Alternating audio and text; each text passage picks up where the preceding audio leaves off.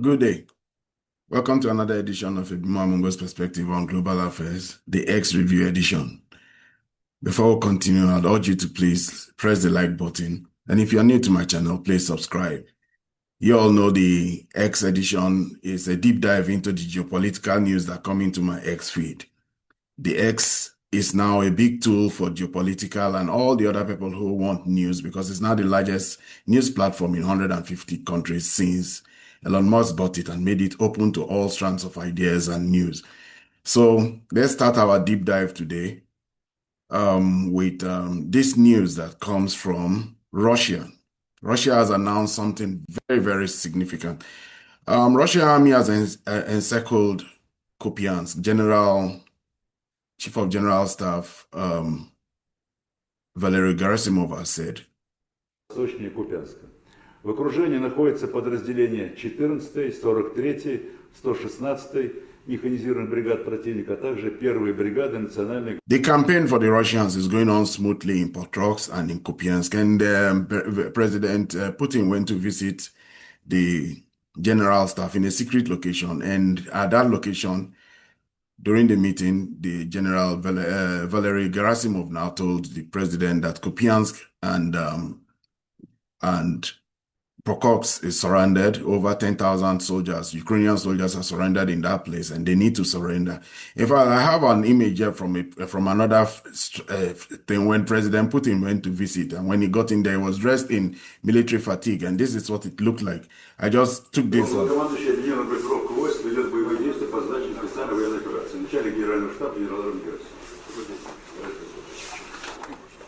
President Putin is really signaling the military build-up that the Russians are doing now, because somehow they are putting it out there that they are really ready for any engagement by NATO, any military threat by NATO.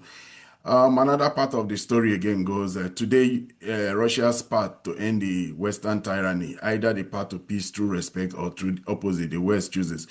Yes, so this one is saying that they're getting very strong.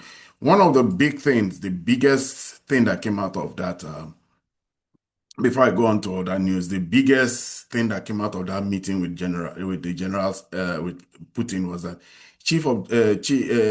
General Garasimov announced that the Burevestnik nuclear-powered cruise missile capable of unlimited range stayed airborne for 15 hours, covering a distance. This is a new weapon that President Putin was announcing that the Russians have a new weapon that they will announce, and obviously they announced it. I got another video again of that particular weapon system from another of my newsfeed, and this is what it looks like. Because what it says is that this weapon can be airborne. It is nuclear powered, so because it's nuclear powered, it has unlimited range. It can go anywhere and it can stay airborne for several hours, and it has technology in it that makes it able to avoid any form of air defense system in the world. It can reach any location in the world. When it was tested, it was in the air for 16 hours and like this. And this is what the Russians keep signaling, that they are way, way, way ahead of everybody in terms of this kind of technology. Let's go back to my this strand, the newsfeed we're looking at today. So it is very clear now that the Russians are getting very prepared for any eventualities with Europe. The big news of today has been the fact that there's an ASEAN meeting going on in Malaysia, and the Japanese Prime Minister's office put out this tweet here. She went to that event. She got there quite late. She just spent a few hours, and then after that, she was back again to Japan, because I think she's going to get ready and to prepare for a visit by President Trump. President Trump is supposed to visit after his visit to Malaysia. But she managed to make it, and she took a group photo with the members of ASEAN, and she was first female president, obviously the only female president in ASEAN. I attended the Japanese ASEAN summit. We agreed to strengthen our cooperation, important areas for Japan and ASEAN to grow together, including cybersecurity, maritime security. And quite a lot of countries came and were part of this ASEAN conference.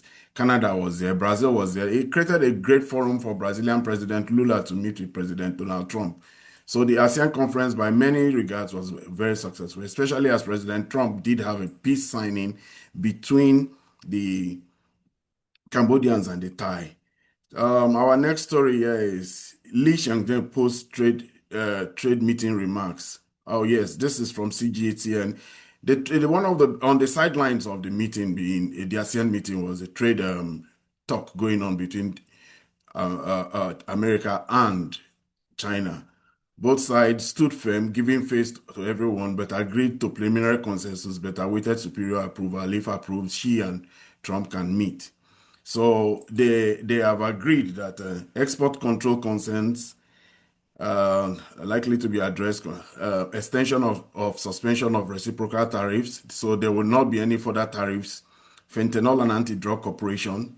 This led to 20% tariff on Chinese products and China retaliation of 15% tariff on U.S. energy, expansion of bilateral. Yes, Scott Bettant and the Chinese representative Li Chenggang actually made their own, they made the press and they said that they've come up with a framework that would be approved, that needs approval of both President Trump and President Xi. And if it is approved, that will be what they will be signing or be agreeing to when they meet in South Korea on the 30th of October. So it was a very successful meeting for both the trade parties of China and US, and also for President Trump. President Trump really soaked it in. He soaked up the ASEAN conference, and it really was a star of that particular event. Let's just give a few seconds to the Chinese representative. Teams of China and the United States conducted in-depth and candid discussions and exchanges in Kuala Lumpur on issues of mutual concern in the economic and trade fields. The discussions covered a wide range of topics, including export control issues of. Yes, is it not interesting that we also have CGT and the Chinese channel also can tweet onto it? General Garasimov is very much in my feed today. Announced that Burevestnik nuclear-powered cruise missiles capable of unlimited range stayed airborne for 15 hours, covering a distance of 14,000 kilometers. There's no weaponry like that in the world. We have Sergei Lavrov. You have Putin's against negotiation. No, Lavrov expressed. Ukraine requested talks shortly after Russian military operation began. Boris Johnson told them to keep on fighting. Amount of propaganda is astounding. We held several rounds in Belarus and then moved to Istanbul. In Istanbul, as I said, the Ukrainian delegation put a paper with the principles to be developed into a treaty. We accepted this paper, it was initialed, and then Boris Johnson said, don't do this, continue to fight Russia until we defeat them. So when Starmer said that Putin is the only one who is against negotiations, he should remember about his... This is very interesting because if you don't put your narrative out there, the narrative that will be put out to the people in the West especially are the narrative that the politicians want. And this is really what happened before the war escalated in Ukraine there, because they had a round of meetings in Istanbul, and just when the meeting was, the agreements coming off the meeting, we should understand that the agreements that was made in Istanbul was actually the Ukrainian position, until Boris Johnson actually went and told them that they shouldn't agree and assign to what the Russians had agreed in April of 2022. So Boris Johnson scuttled that peace agreement. We now have found out that it is he had a $1 million pound incentive to do so, and 3 years down the road, the Ukrainians are suffering for it. The narrative put out by the British particularly is one that the Russians, using instruments like RT, but Lavrov gives interview to Western press sometimes, but he's very is putting forward the American position, the Russian position. We should also know that for the very first time, the Russian position is now being heard on American mainstream media, because Kirill Dmitrov is in America and he has made the rounds in CNN, he has made the rounds in Fox News, all those places where Russia never really had a presence. Hungary blocks 140 billion for Ukraine. The so-called reparation loan backed by frozen Russian assets is stopped. Hungary is done taking orders from Brussels. Yes, this is very interesting. Hungary has been saying that's not a good thing. It goes against international law, but it's not only Hungary that is against it. Czech Republic is against it. Slovakia is against it. And most notably, Belgium is against it. And Belgium has said that it will harm their own economy. But generally, you will think that this has already done harm to the financial system in America, in Europe, forgive me.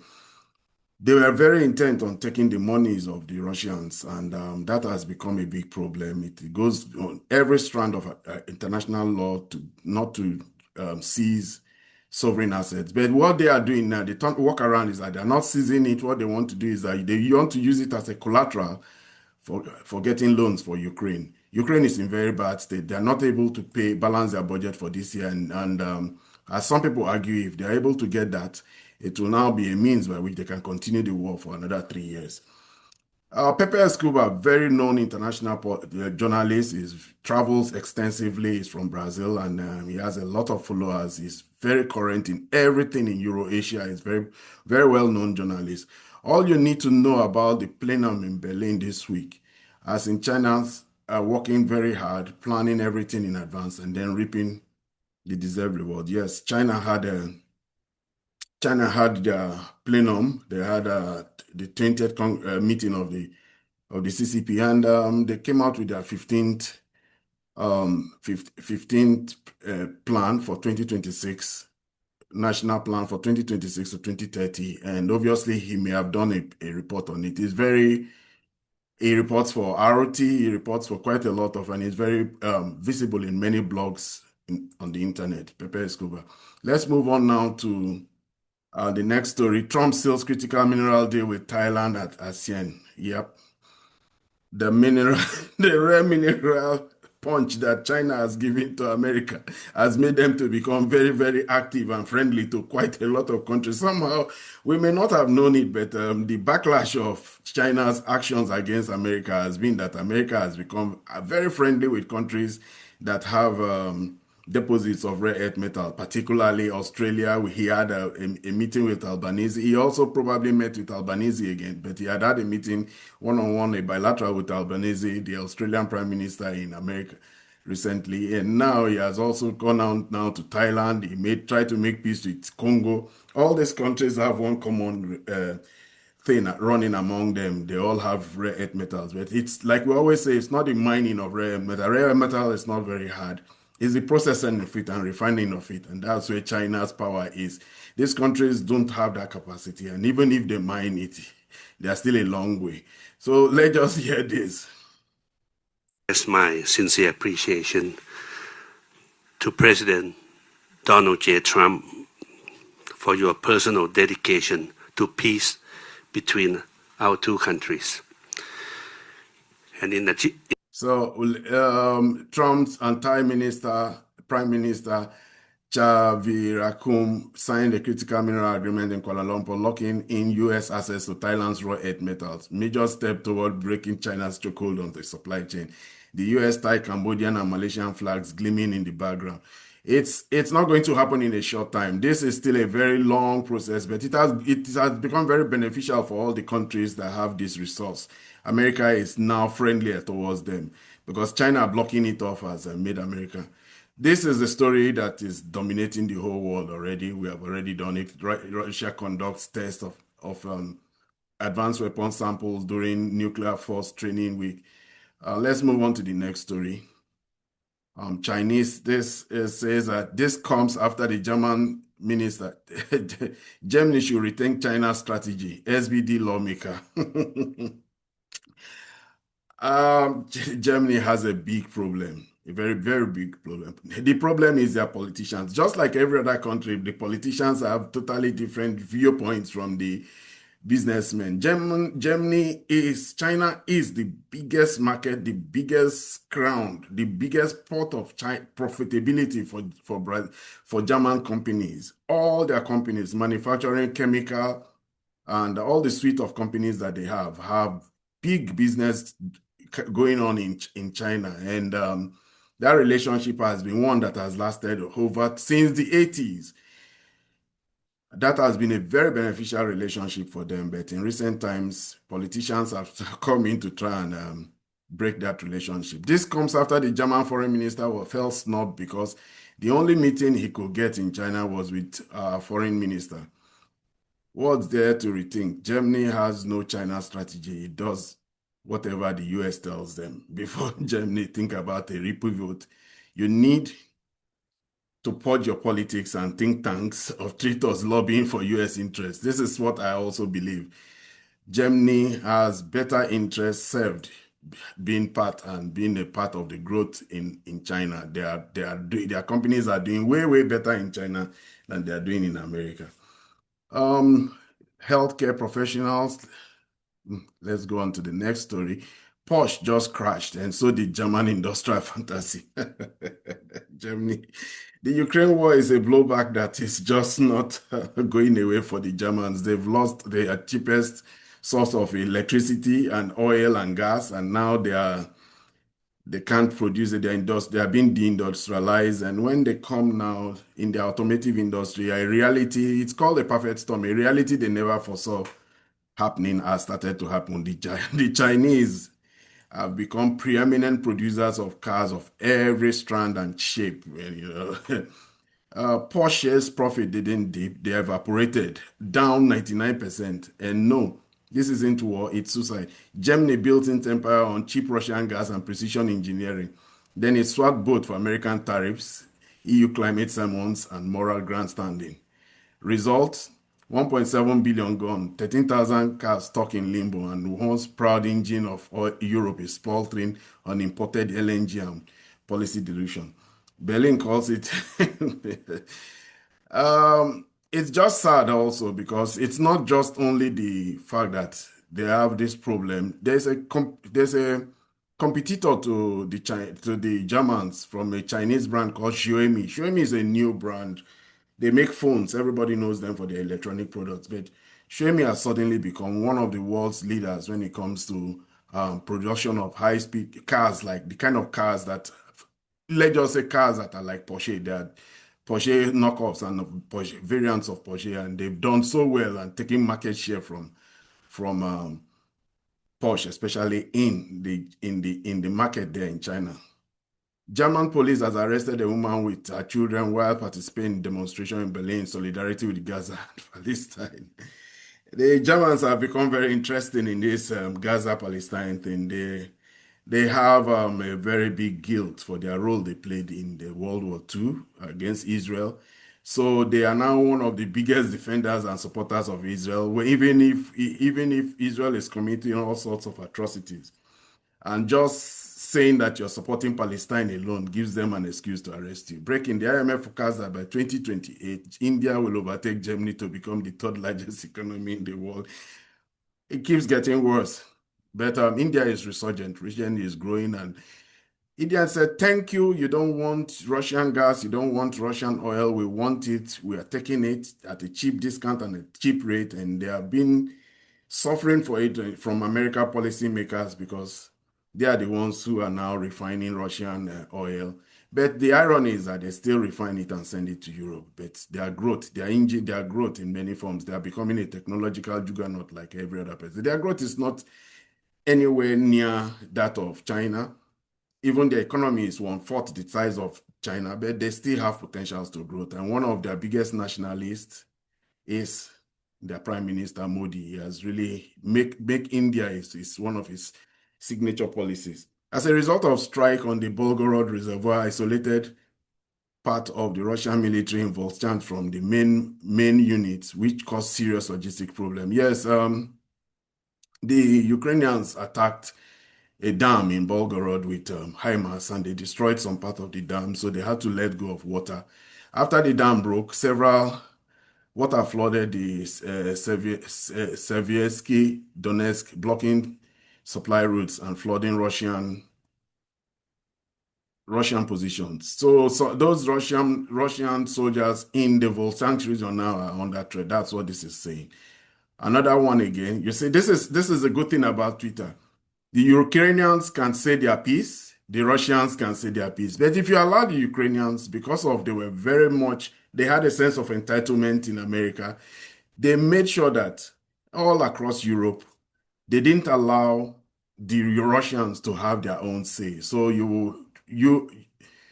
RT and all the Russian organizations were banned in all the European, and it was only, in fact, sometimes you hear the mainstream media and it's just a press release directly from the Ukrainians. The Ukrainians had the whole narrative, they could shape it. But now in Twitter, we can get the Ukrainian point of view and we can get the Russian point of view. This other one, again, is obviously another Ukrainian point of view. It says geopolitics, defense, security conflict focused on Georgia, Ukraine, Black Sea region, Middle East. Oh, this guy is very extensive in his scope. On October 24, the armed forces of Ukraine attacked the Belgorod reservoir with GPS-guided missile fired from HIMARS rocket system. The dam was bombed with several HIMARS rockets as a result of equipment, several buildings, and one of the slow lifting mechanisms was damaged. Yes, that's the report we just carried on. And the effect now is that they have to open up the dam and that's now affecting the soldiers in Volchansk. India's export to China surged 22% in the first half of 2025-26 compared with the first half of 2025. China welcomes more premium Indian goods in its market and stands ready to help offset the impact. China is just the one that has just upturned American trade policy. Every country that has been hit bad by President Trump's retaliatory Trump tariffs has a market. The Brazilians lost the coffee market and the Russian and the Chinese just took it. India, who was doing so much of trade with America, lost now have 50% sanctions tariffs placed on them, and they have had to swallow humble pie, improve their relationship with China, and expanded their trade with China. And this is what this report is saying. So China is getting more friends as America is losing those friends. Honored to meet Prime Minister Anwar Ibrahim of Malaysia, convey the best wishes of Prime Minister Narendra Modi for the success of the ASEAN summit. Yes, Modi skipped the summit. Everybody thinks that Modi skipped this ASEAN summit because of the presence of President Donald Trump. He didn't want to meet with President Trump. That's what a lot of people. So he sent Jan Shankar, his foreign minister, and he represented Modi. Modi did eventually make a speech, though, via video link. Jan Shankar is part of the Asian pivot. Every country now has to pivot to Asia and China. We should remember that the ASEAN region is really growing, and because their trade is big, and even the Filipino president was talking about better relationship with India. So this is who represented India in this conference.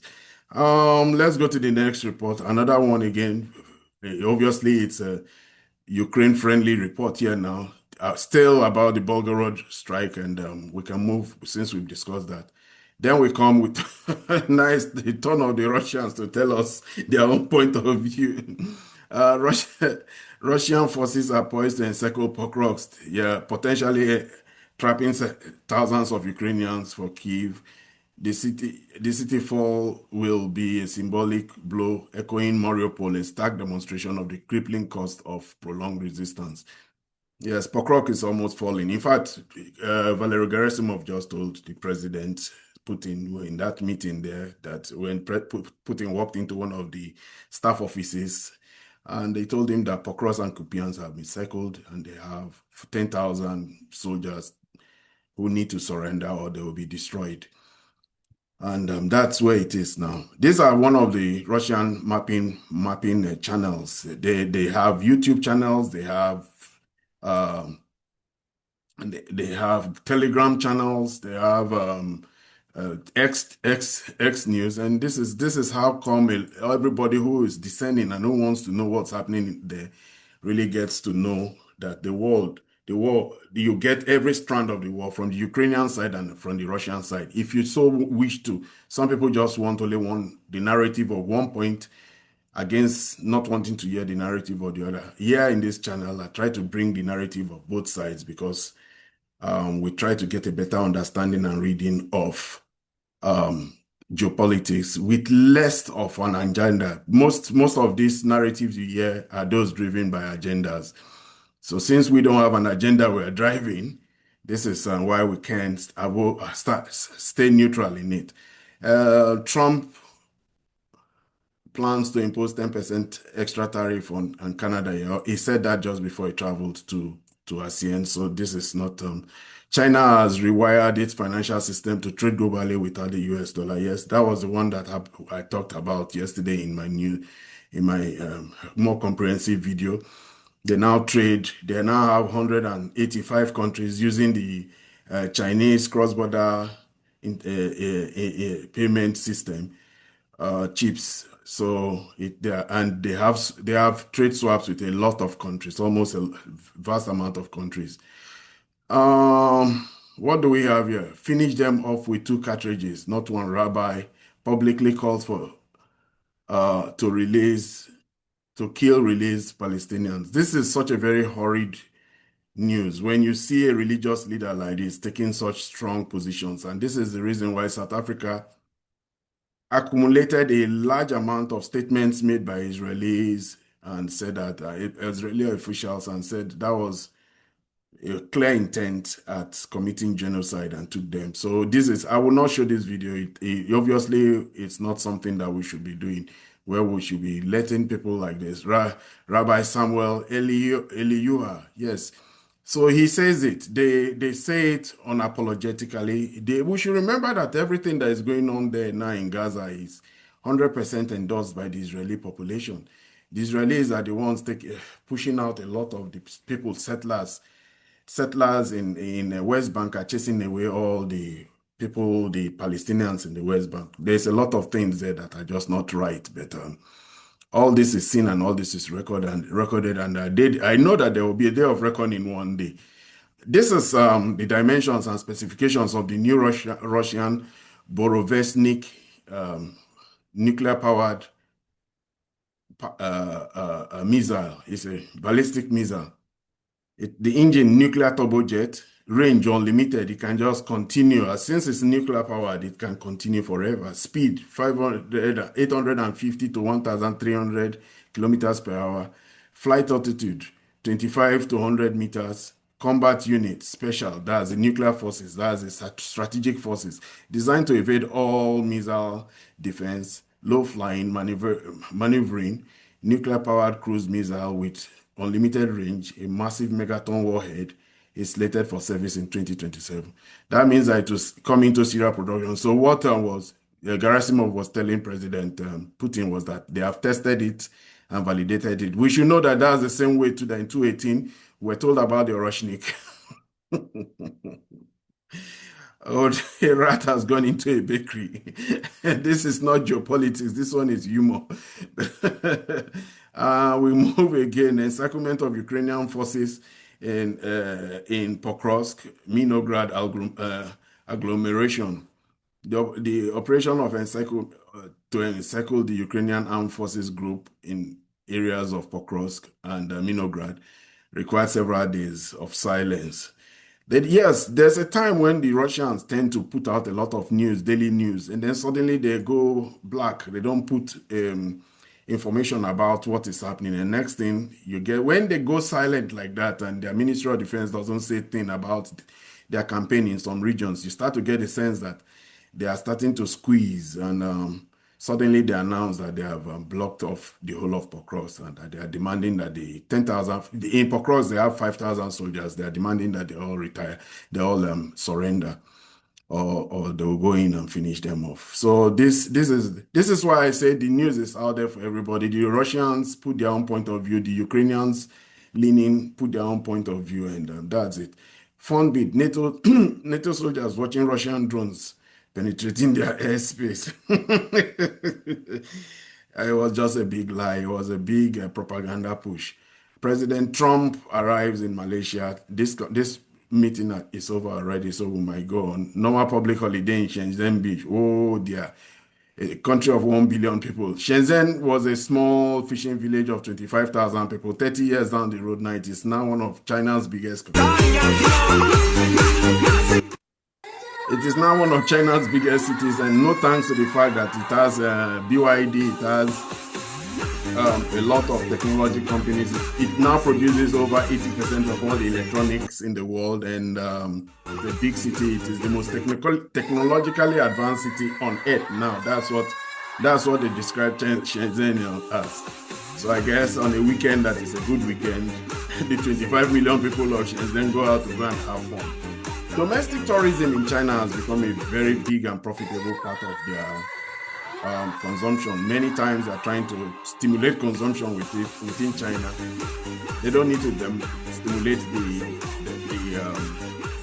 tourist part, because due to the fact that they have their own variants of TikTok called Douyin, they put out a lot of all these things, and there's a big domestic movement within their country. Russian forces again.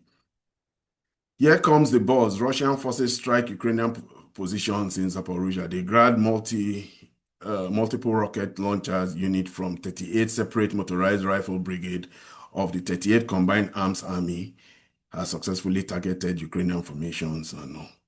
We see this. We see successes of the Ukrainian formations. We also see successes of the Russian formations. So they get to put out their successes for all of us to see. They put a lot out. The Ukrainians don't think the Ukrainians are not getting successes. They are achieving successes, but when they do this, some of it, the plus and the minuses, the Russians are moving in slowly across the field. One of the things that President Putin told the Russians, the Garasimov, was that he should limit war deaths from this war. So now most of it is by drones. Yes, PowerPoint died, and this is Tesla. This is my city in Austin here. The Gigafactory is not too far away from where I stay. And President Elon Musk was boasting that he didn't need PowerPoint presentations to describe his company. He needed tweets. He made tweets. Elon, some companies hold strategy retreats. Elon posts. He can afford to post because Elon is the head of. He has 220 million followers on his X account. So the startup that helped make Tesla didn't come with PowerPoints or pitch decks. They came from ideas thrown to the public square, where brainstorming and recruiting happens in real time. A tweet post is how I initiated the dozens of startups that constitute Tesla. Tesla has made very few acquisitions. Our growth is 100% organic. We didn't play to our core strengths. We created core strengths.